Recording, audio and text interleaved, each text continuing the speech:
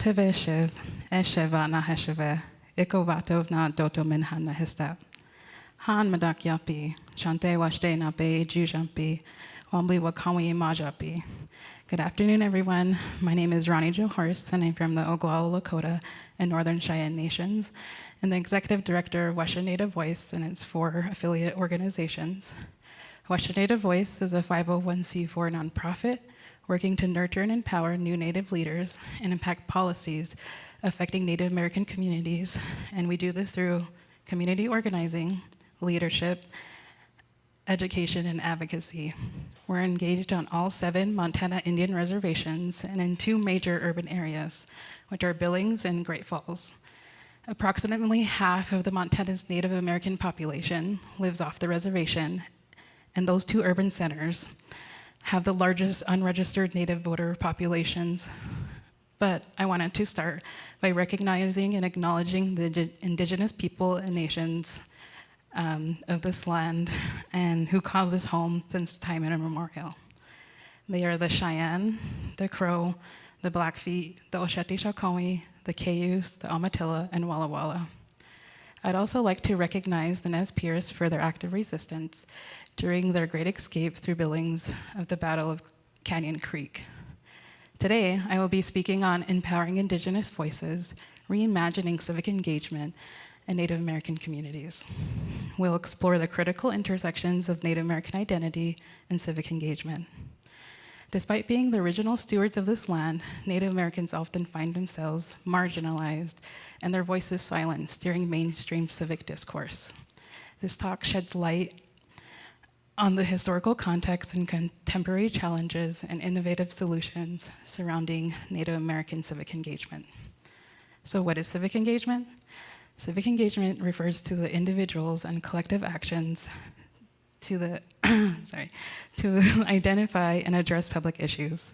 It includes activities such as voting, volunteering, community organizing, and other forms of public participation to improve community life and influence decision-making. According to the APA dictionary, civic engagement is crucial for fostering a healthy democracy, ensuring diverse voices are heard, in shaping public policy, and contributing to communities' social, political, and economic well-being, and therefore creating a more inclusive and equitable society. Although Native Americans had self-governments through complex socio-political systems long before non-natives came to the continent, many government officials, once the United States was created, felt that they should assimilate into American mainstream society before becoming recognized as a US citizen. This would set the tone for the US government and Native American relationship. The Indian Removal Act under President Jackson is the act that authorized the exchange of native-held lands east of the Mississippi River for land into the west, what was called then the Indian Colonization Zone, or present-day Oklahoma. Although the law required negotiations for fair removal process, President Jackson and his administration forcibly relocated Native Americans, leading to the tragic event known as the Trail of Tears. This relocation cleared the way for white farmers to settle now the vacated lands. Continuing assimilation into Western society, over 523 government-funded and mostly church-run boarding schools were established across the United States in the 19th and 20th centuries. The slogan of these boarding schools was "Kill the Indian and save the man." Indian children were forcibly taken from their homes and parents hundreds of miles away, and when they arrived to the boarding school, they were often starved, beaten, and abused when trying to practice their culture and speak their languages. While these atrocities were happening to Native American children, the Dawes Act of 1887, signed by President Cleveland, divided and allotted Native Americans lands on the reservations into individual plots, reversing the long-standing agreements of communal land use and control. The act stipulated that after the government distributed the land allotments, the Native Americans, the remaining of the reservation, would be made available to white settlers. As a result, Native Americans lost 86 million acres of land, about 62% of their holdings before 1887. Religious suppression started despite the First Amendment's provision for religious freedom and the application of free exercise clause and the establishment clause to Native American religions. It has been inconsistent. The US government actively suppressed Indian religions. Following the correspondence from Secretary Henry Teller criticizing Native American dances and medicine men, the Code of Indian Offenses was created, banning many traditional religious practices and penalties such as withholding rations and imprisonment. Native Americans have endured a brutal past marked by forced assimilation and broken promises, leading to a deep-seated mistrust of the federal government. Despite these hardships, some, such as Dolly Akers from the Fort Pitt tribe, advocated for US citizenship, trying to embrace the civic engagement process. In 1919, the Indian Citizenship Act conferred citizenships to World War I veterans, recognizing their service, and those Native Americans who were half white, and those who married a US citizen. And in 1924, the US Citizenship Act granted citizenship to all Native Americans born within the country's territorial limits. Support for the Indian Citizenship Act, although mixed feelings between tribes, with some of the tribes regarding it as a threat to their separate sovereignty, stoking more suspicion, the act did not automatically grant the right to vote for Native Americans. In 1942, the Navajo code talkers were recruited to create an unbreakable code that based on the Dene language. This code played a crucial role in the US military operations during World War II. Despite their significant contributions, those Marines were denied the right to vote in New Mexico and Arizona. Native Americans did not get the full right to vote until 40 years later when the Voting Rights Act was passed in 1965. There are some significant milestones, although, that got us to the Voting Rights Act, and Native Americans started to organize on the state level. Some examples are in the state of Maine, where they passed the Native American referendum, allowing Native Americans to vote on the reservation, securing equal suffrage for the state of Maine. Still, Native Americans face challenges exercising the right to vote. And in the photo, the activist Lucy Pulaw became the first Native American to vote on the reservation in Maine. And we start to see the reimagining of civic engagement in Native American communities and starting to really see the embracing of the tools and full rights in 1968 when President Lyndon B. Johnson signed the Indian Civil Rights Act of Native Americans. This legislation extended numerous benefits to Native American tribes as outlined in the Bill of Rights. It marked a pivotal shift, providing legal framework to protect the individual rights of Native Americans and granting them a greater autonomy within their communities, laying the groundwork for civic engagement movements such as the American Indian Movement, or AIM, which was developed in response to police brutality and racial profiling in Minneapolis, Minnesota. AIM also started a movement for Native American civil rights. As we continue on, advocacy groups formed. In 1970, the Native American Rights Fund, or NARF, was founded.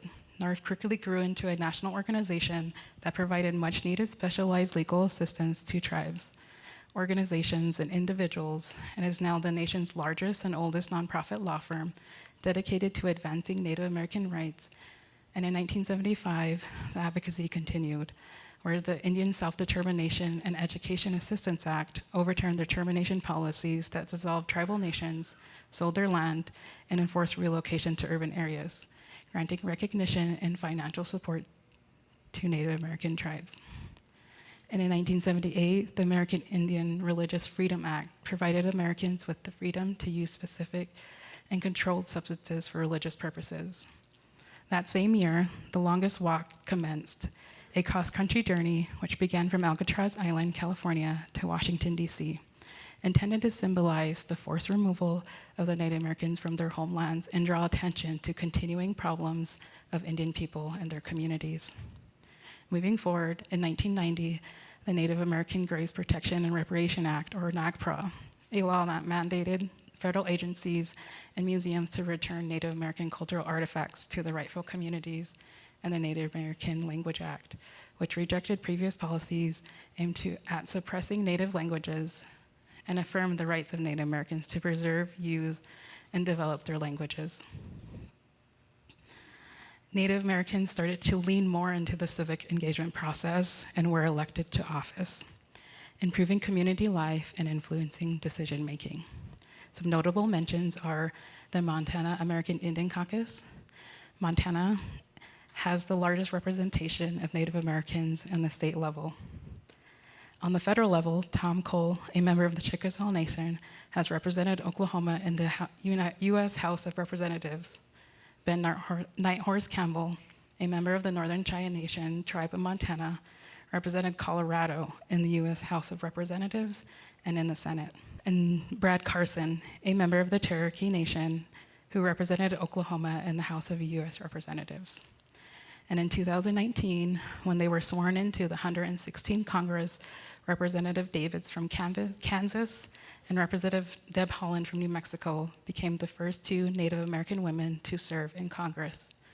And in 2021, Representative Deb Haaland of New Mexico was confirmed as Secretary of Interior, becoming the first Native American to lead a cabinet agency. Native American communities continue to be civically engaged and resiliently fight to gain rights and recognition. Through relentless advocacy, significant milestones were achieved in preserving culture and securing legal and political rights. Some of the challenges today are surrounded by voter registration and voting. Some of the barriers include limited access to polling locations, lack of physical addresses, language barriers, and cultural disparities in political participation. And in 2018, the state of Montana passed the Ballot Interference Prevention Act, or BIPA, which restricted ballot collection to specific individuals who were postal workers or an election official. And everyone else could only collect 6 ballots, with each unlawful collected ballot incurring a $500 fine. Advocacy groups like Western Native Voice challenged the act, and the courts recognized that the unique challenges faced by Native American communities in Montana deemed the restrictions too burdensome. This led the act to being struck down. Despite this victory and the efforts to disenfranchise Native Americans, the laws continued with new legislation in 2021. The Montana State Legislature passed House Bill 176, eliminating Election Day registration, heavily relied upon by reservation residents, and House Bill 530, prohibiting paid third-party ballot assistance, crucial for Native American voters on the reservation, and to Western Native Voice. Western Native Voice and other groups challenged these laws, and the court ruled that they violated several provisions of the Montana Constitution, including the right to vote, equal protections, free speech, and due process. The Montana Supreme Court upheld this ruling upon appeal. Native Americans continue to innovate in civic engagement and secure rights through grassroots organizing. Western Native Voice hires from within the community. We relationally organize, and we educate Native communities on the civic process and voter registration. We create educational tools that work for our communities, as most often we don't have Wi-Fi or cell phone service. And we continue to advocate for Native American communities at the local, state, and federal levels. So just to wrap up, let's briefly revisit the journey today. We explored historical context and contemporary challenges of Native American civic engagement and discussed innovative solutions that Western Native Voice is doing. I urge you to recognize the unique perspectives and experiences of Native American communities and take part in amplifying voices. And you can do this through advocacy, education, or spreading awareness. You can contribute to a more inclusive and equitable society.